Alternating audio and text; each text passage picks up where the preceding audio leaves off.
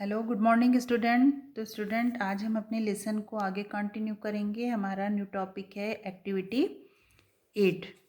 Activity 8 और इससे पिछले वीडियो में बच्चों ने होमवर्क सेंड किया है। आप लोग और भी बच्चे होमवर्क को सेंड करें, वीडियोस को अच्छे से देखें, समझें और अपने चैप्टर को रीड करना बहुत ज़रूरी है। जब तक आप चैप्टर को रीड नहीं करेंगे, जब तक आप उस लेसन को अच्छे से समझ नहीं पाएंगे। तो बच्चों चैप्टर को रीड करिए, ये आपके लिए बहुत ज़रूरी है। तो हम लोग क्या पढ़ेंगे आज? क्रियाकलाप 8। इसमें है कि एक क्वेश्चन नली में लेड नाइट्रेट की थोड़ी सी मात्रा लें। देखिए यहाँ पर एक फिगर के थ्रू ये दिखाया भी गया है। क्वेश्चन नली है, उसमें लेड नाइट्रेट की थोड़ी सी मात्रा ली गई है और प्रखनली होल्डर से क्वेश्चन नली को पकड़कर यानी इस फ्लेम के ऊपर देखिए रखकर गर्म किया जा रहा है। फिर क्या आपने देखा? यदि कोई परिवर्तन हुआ तो उसे नोट करें। यानी इस एक्टिविटी को आपको करना है। अगर आपको उसमें कुछ लग रहा है तो उसे नोट करें। ये तो बच्चों यहाँ पर आपको एक्टिविटी करने के लिए कहा जा रहा है कि अगर कुछ हुआ तो नोट करें। तो हम देखेंगे, हम इसको तो कर सकते नहीं, हम पढ़ सकते हैं, समझ सकते हैं। तो हम इसमें देखेंगे कि आप देखेंगे कि भूरे रंग में नाइट्रोजन डाइऑक्साइड गैस यानी भूरे रंग की नाइट्रोजन डाइऑक्साइड गैस निकलती है। हम देखते हैं बच्चों की एक भूरे रंग की नाइट्रोजन डाइऑक्साइड गैस निकलती है। ये अभिक्रिया इस प्रकार होती है, यानी जो लेड नाइट्रेट को जब गर्म करते हैं तो lead oxide plus nitrogen dioxide साथ में ऑक्सीजन, ठीक है, ये एक रिएक्शन होता है जब लेड नाइट्रेट को गर्म किया जाता है। इस अभिक्रिया में अभिकारक के विघटन के लिए ऊष्मा की आवश्यकता होती है। यानी कि ये कौन सी अभिक्रिया है? इसमें ऊष्मा की आवश्यकता होती है। जिन अभिक्रियाओं में ऊष्मा अवशोषित होती है उन्हें ऊष्मा शोषी अभिक्रिया कहते हैं। यानी ऐसी अभिक्रिया जिनमें ऊष्मा एब्जॉर्ब हो वो हमारी क्या कहलाती है? ऊष्मा शोषी अभिक्रिया यानी एंडोथर्मिक रिएक्शन। फिर यहाँ पर देखिए क्रियाकलाप एक यहाँ पर और भी दिया गया ये आपको करने के लिए कि एक प्रणाली में 2 ग्राम बेरियम हाइड्रोक्साइड लें और 1 ग्राम अमोनियम क्लोराइड को कांच की छड़ से मिलाएं। अपनी उंगली को प्रणाली के निचले सिरे से छुएं। क्या आपने तापमान में परिवर्तन महसूस किया? यह अभिक्रिया ऊष्मा छेपी या ऊष्मा शोषी? तो बेरियम हाइड्रोक्साइड और जब अमोनियम क्लोराइड को मिलाएं तो और इसको एक्टिविटी करने के बाद आप इसे देखें कि ये किस तरह की अभिक्रिया है। अब दूसरी एक्टिविटी बच्चों क्रियाकलाप 9 में पोर्सिलेन प्याली में 2 ग्राम सिल्वर क्लोराइड लीजिए और इसके रंग को नोट कीजिए। यानी कि हमको पोर्सिलेन प्याली में क्या लेना है? 2 ग्राम सिल्वर क्लोराइड और उसके रंग को पहले नोट करना है। इस प्याली को थोड़ी देर के लिए सूर्य के प्रकाश में रख दीजिए। चित्र क्रमांक 8, थोड़ी देर बाद सिल्वर क्लोराइड के रंग को नोट करिए। यहाँ पर देखिए बच्चों फिगर के थ्रू दिखाया भी जा रहा है कि पोर्सिलेन प्याली है, यहाँ पर सिल्वर क्लोराइड है। इसको सूर्य के प्रकाश में यानी सनलाइट में इसको थोड़ी देर के लिए रख देना। उसके बाद इसके कलर को आपको देखकर ऑब्जर्व करके उसको नोट करना है। फिर सूर्य के प्रकाश में सिल्वर क्लोराइड धूसर रंग का होकर सिल्वर धातु बनाता है। तो जो सूर्य के प्रकाश में जो सिल्वर क्लोराइड है ये किस रंग का हो जाता है? धूसर रंग का होकर क्या बनाता है? सिल्वर धातु बनाता है। आप देखेंगे कि सूर्य के प्रकाश में श्वेत रंग का सिल्वर क्लोराइड धूसर यानी ग्रे रंग का हो जाता है। प्रकाश की उपस्थिति के कारण सिल्वर क्लोराइड के सिल्वर और क्लोरीन के वियोजन के कारण ऐसा होता है। जब देखिए सिल्वर क्लोराइड पर सूर्य का प्रकाश आता है तो जो सिल्वर और क्लोरीन में वियोजन के कारण ऐसा होता है। सिल्वर और क्लोरीन यानी सिल्वर क्लोराइड में के सिल्वर और क्लोरीन की वियोजन के कारण ऐसा होता है। यह अपघटन क्रिया सूर्य के प्रकाश में उपस्थित होती है और इस प्रकार की क्रियाओं को प्रकाश रासायनिक अभिक्रिया कहते हैं। इस तरह की क्रियाएं जो सूर्य के प्रकाश में होती हैं वो क्या कहलाती हैं? हमारी फोटोकेमिकल रिएक्शन इनको कहते हैं। ऐसी सभी अभिक्रियाएं जिनमें अभिकारकों के उत्पाद में परिवर्तित करने के लिए ऊष्मा, प्रकाश या विद्युत रूप में ऊर्जा की आवश्यकता होती है ऊष्मा शोषी अभिक्रियाएं कहलाती हैं।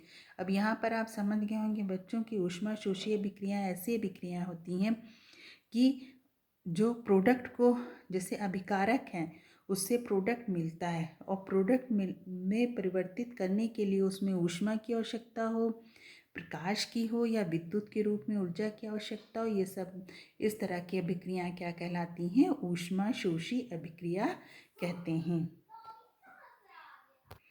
नेक्स्ट टॉपिक है हमारा रासायनिक समीकरण को और अधिक सूचनात्मक बनाना, जो यानी कि जो समीकरण हमको मिलके उनको अधिक सूचनात्मक कैसे बनाएं। देखिए, विभिन्न प्रकार की रासायनिक अभिक्रियाओं के रासायनिक समीकरण में अभिकारकों और उत्पादों की निम्नलिखित विशेषताओं को दर्शाकर उसे अधिक सूचनात्मक बनाया जा सकता है। ये इस प्रकार है। देखिए, यानी कि कोई भी रासायनिक समीकरण है जो लिखा जाता है उसको और अधिक सूचनात्मक कैसे बनाते हैं, उसके लिए सबसे पहला जैसे भौतिक अवस्था उसमें लिखी जाती है, ठीक है ना। ऊष्मा में परिवर्तन, गैस का निकलना, अवक्षेपण होना, विभिन्न परिस्थितियाँ। तो सबसे पहले हम पढ़ेंगे भौतिक अवस्था को अभिव्यक्त करना, यानी किसी भी केमिकल रिएक्शन में उसकी फिजिकल स्टेट को कैसे लिखा जाता है, यानी उसकी भौतिक अवस्था को, इसको देखते हैं। देखिए, रासायनिक समीकरण को और अधिक सूचनात्मक बनाने के लिए पदार्थ की भौतिक अवस्था को उनके सूत्रों के साथ अभिव्यक्त किया जा सकता है। उनके सूत्र के साथ, जैसे गैस, द्रव, ठोस या जलीय विलयन को क्रमशः। अब यहाँ पर देखिएगा ध्यान से, जैसे मान लो कोई भी पदार्थ है, अगर वो गैस के रूप में है तो जी, स्मॉल जी का उपयोग हो रहा है, ठीक है ना। द्रव में है तो स्मॉल एल, ठोस में है तो स्मॉल एस, या फिर उसका जलीय विलयन हो तो अक्वस ए क्यू से दर्शाया जाता है। अब संतुलित समीकरण 35 इस प्रकार होगा। अब यहाँ पर देखिएगा 35 का जो रिएक्शन है वो ऐसे दिखाया गया, किस प्रकार होगा। अब यहाँ पर देखिए दिखाया जा रहा है कि जो 35 रिएक्शन है वो कैसे होगा।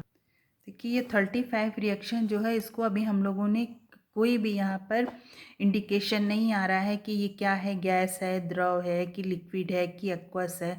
तो इसको किस तरीके से, इसको देखते ही आपको पता चल जाए कि लेड नाइट्रेट क्या है, सॉलिड स्टेट में है कि लिक्विड स्टेट में है कि एक्वस में है। तो इस तरीके से इसको और इंडिकेशन में देते हैं। तो इसके लिए देखिए दिखाया गया है, देखिए यहाँ पर, यानी लेड नाइट्रेट स्मॉल एस, यानी ये क्या है, सॉलिड है। लेड नाइट्रेट जो हमारा सब्सटेंस है वो सॉलिड है। ताप लेड ऑक्साइड बना रहा है, ये भी सॉलिड है। साथ में नाइट्रोजन डाइऑक्साइड ये गैस है, और O2 स्मॉल जी ये भी गैस है। यानी कि जो हमारा रिएजेंट है वो सॉलिड में है और जो प्रोडक्ट बन रहा है हमारा वो एक सॉलिड और दो गैस में हमको मिल रहा है। देखिए यहाँ पर आपको यहाँ पर इसकी फिजिकल स्टेट को यहाँ पर दिखा दिया गया है।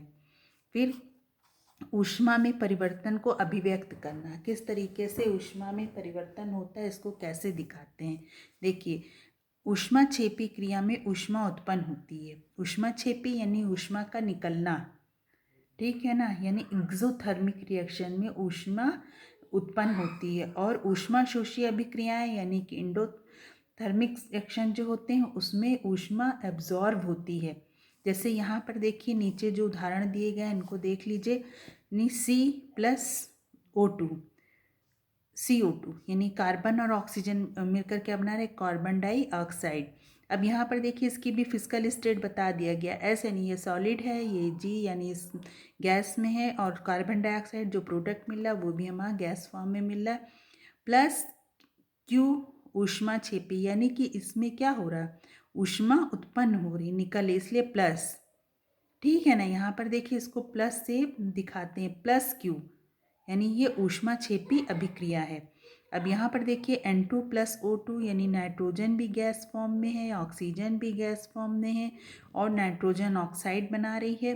और -Q यानी ऊष्मा शोषी, यानी यहाँ पर ऊष्मा अवशोषित हो रही, एब्जॉर्ब, जो हीट है वो एब्जॉर्ब हो रही है। और इसको -Q से दिखाते हैं, यानी लेना, हीट को लेना माइनस और हीट का निकलना प्लस।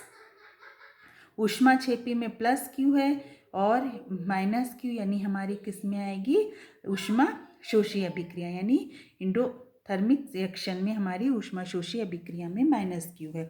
फिर है ऊष्माक्षेपी अभिक्रियाओं में उत्पन्न हुई ऊष्मा की मात्रा Q और उत्पाद की ओर प्लस चिन्ह के साथ अभिव्यक्त करते हैं, जो यहाँ पर ऐसे आपने अभी देखा। और ऊष्माशोषी अभिक्रियाओं में अवशोषित हुई ऊष्मा की मात्रा को -Q चिन्ह के साथ अभिव्यक्त करती हैं। दोनों को भी हम लोगों ने देखा है, क्या समझा। फिर है गैस, किसी भी उससे गैस निकलने को कैसे अभिव्यक्त करते हैं। यदि अभिक्रिया में कोई गैस मुक्त हो रही, मान लीजिए कोई भी रिएक्शन हो रहा, उसमें गैस निकल रही, तो उसे ऊर्ध्व तीव्र यानी ऊपर की तरफ, देखिए यहाँ पर ऐसे दिखा अपवर्ड्स, अप की तरफ है निशान से अभिव्यक्त करते, जैसे जिंक प्लस सल्फ्यूरिक एसिड है ना हमारा एक्वस, ये जलीय में है। AQ ये जलीय विलयन है इसका। और ये क्या, ये सॉलिड फॉर्म में है। हमारा क्या मिल रहा है, ZSNO4 ये भी हमको जलीय में मिल रहा, प्लस H2। देखिए ये एरो बना है जिसको ऊपर की ओर, यानी ये गैस है, ये गैस है और गैस निकल रही, इसको इस तरीके से तीर के द्वारा, यानी इस के द्वारा आपको दिखाते हैं, ये एरो के द्वारा इसको यहाँ पर दिखाते हैं, यानी वो ऊपर की ओर जा रही है तो गैस है, ठीक है ना। इसे ऊर्ध्व तीर के द्वारा इसको दिखाते हैं। फिर अवक्षेप बनना यानी प्रेसिपिटेट बनने को कैसे व्यक्त करते हैं, कि यहाँ पर इस रिएक्शन में प्रेसिपिटेट बन रहा है, इसको कैसे देखते हैं।